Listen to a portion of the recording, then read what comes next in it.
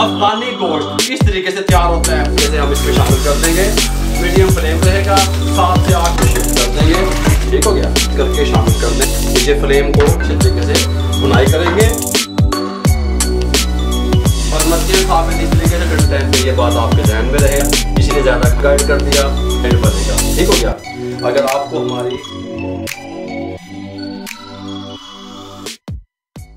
बिस्मिल्लाहिर्रहमानिर्रहीम, अस्सलाम वालेकुम व्यूअर, मैं हूं शेफ रिजवान और आप देख रहे हैं बाबा फूड RR से। बड़ी ईद आ रही है, बकरा ईद आ रही है अल्हम्दुलिल्लाह। बकरा ईद की रेसिपियां, कमाल की रेसिपियां, टेस्टफुल रेसिपियां, इजी रेसिपियां हम आप तक पहुंचा रहे हैं ताकि आपको गर्मियों के सीजन में जो बकरा ईद आ रही है प्रॉब्लम ना बने। अफगानी गोश्त किस तरीके से तैयार होता है। गर्मियों में गोश्त कम खाया जाता है, तुम मिसाले में दब देंगे हो। अफगानी गोश्त में मिसाले कम डलते हैं, भुनाई ज्यादा होती है, फ्राई ज्यादा होता है। ये किस तरीके से तैयार होता है, टेस्टफुल किस तरीके से बनेगा, 3 किलो एक बंदा खा जाएगा। तवज्जो से देखिएगा।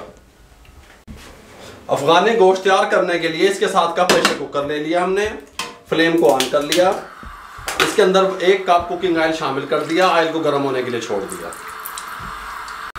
ऑयल गर्म हो चुका है। 1 किलो बीफ का गोश्त था मेरे पास, बोनलेस में लिया मैंने, आप हड्डी के साथ भी ले सकते हैं।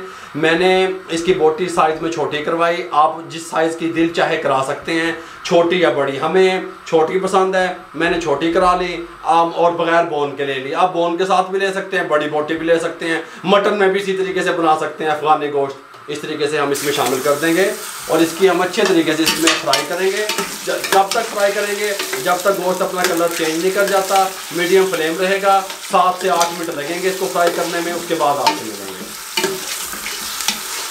गोश्त को अच्छे तरीके से हमने फ्राई कर लिया, कलर चेंज हो गए, देखें जो इसका वाटर वगैरह रिमूव हुआ वो अच्छे तरीके से हमने खुश कर लिया। हमने अच्छे तरीके से इसको फ्राई किया। अफगानी गोश्त बनाने के लिए इसको फ्राई करना ज़रूरी है। इस टाइम पे आके 1 गिलास पानी का इसमें शामिल कर देंगे। अब हमने इसको टेंडर करना है। 1 गिलास इसके साथ का हमने इसमें शामिल कर दिया।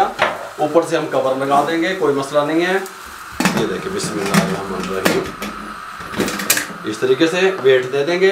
12 मिनट के लिए छोड़ देंगे। 3 मिनट के बाद इसका जो वेट है ये चलना शुरू होगा, उसके बाद 9 मिनट, टोटल 12 मिनट। अगर आप बड़ी बोटी ले रहे हैं या बोन के साथ ले रहे हैं तो फिर 15 से 16 मिनट भी लग सकते हैं। मकसद है कि हमने 95% अपने मीट को, गोश्त को, बीफ को टेंडर करना है। 12 मिनट के बाद मिलते हैं। 12 मिनट के बाद हमने स्टीम को रिमूव कर दिया और प्रेशर कुकर को हम खोलने लगे हैं। बहुत प्यारी खुशबू आनी शुरू हो गई है अफगानी गोश्त की। इसके साथ ये कढ़ाई ले लेंगे, इसके अंदर हम इसको शिफ्ट कर देंगे। ठीक हो गया। हमें इस तरह का चाहिए था, इसलिए हमने पानी उस टाइम ज़्यादा डाला था। इस टाइम पे हम शामिल करेंगे इसके अंदर 4 से 5 अदद सब्ज़ मिर्चें चॉप की हुई शामिल कर देंगे। गल समझ आ रही है। लहसुन अदरक का पेस्ट इसके अंदर शामिल करेंगे हम,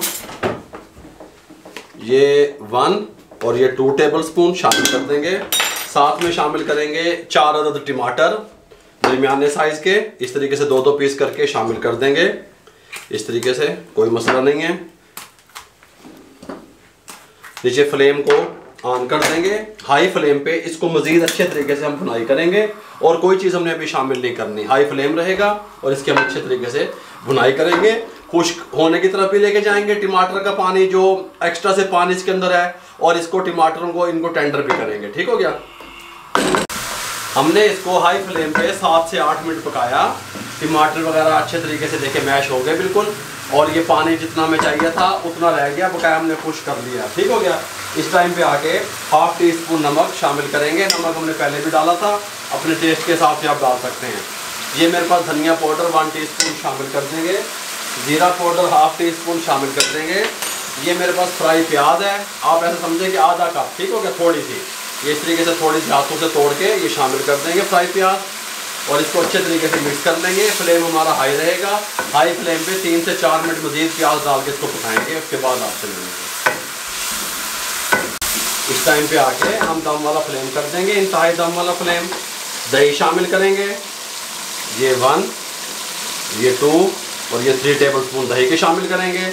अब दही के साथ इसको दम वाले फ्लेम पे 3 मिनट पकाएंगे, उसके बाद मीडियम फ्लेम करके फिर इसको 3 से 4 मिनट मजीद हम इसको पकाएंगे। जितना इसकी बुनाई होगी अफगानी गोश्त की उतना ये टेस्टफुल बनेगा। ये बात ध्यान में रहे।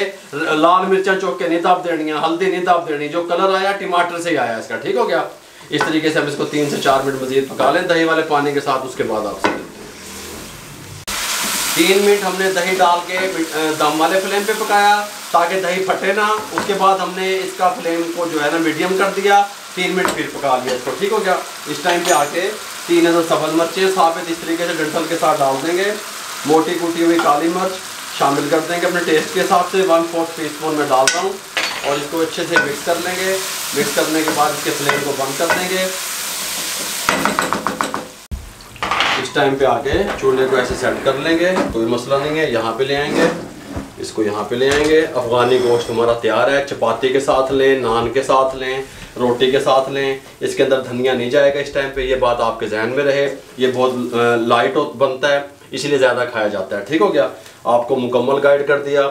जिस चीज़ के साथ मर्जी आप इसको इस्तेमाल करें, बहुत टेस्टफुल बनेगा और इस तरीके से लाइट लाइट बनेगा। ठीक हो गया। अगर आपको हमारी ये अफ़गानी गोश्त की रेसिपी अच्छी लगी हो तो मेरे भाइयों हमारे चैनल को सब्सक्राइब किया करें, बेल आइकन के बटन को दबाया करें। फेसबुक पे हमारा पेज है, उसको लाइक कर दिया करें। इंस्टाग्राम पे हमें फॉलो किया करें। दुआओं में याद रखा करें। अपना बहुत सारा ख्याल रखिएगा। मुझे और मेरी टीम को इजाज़त दीजिए। अल्लाह हाफिज़।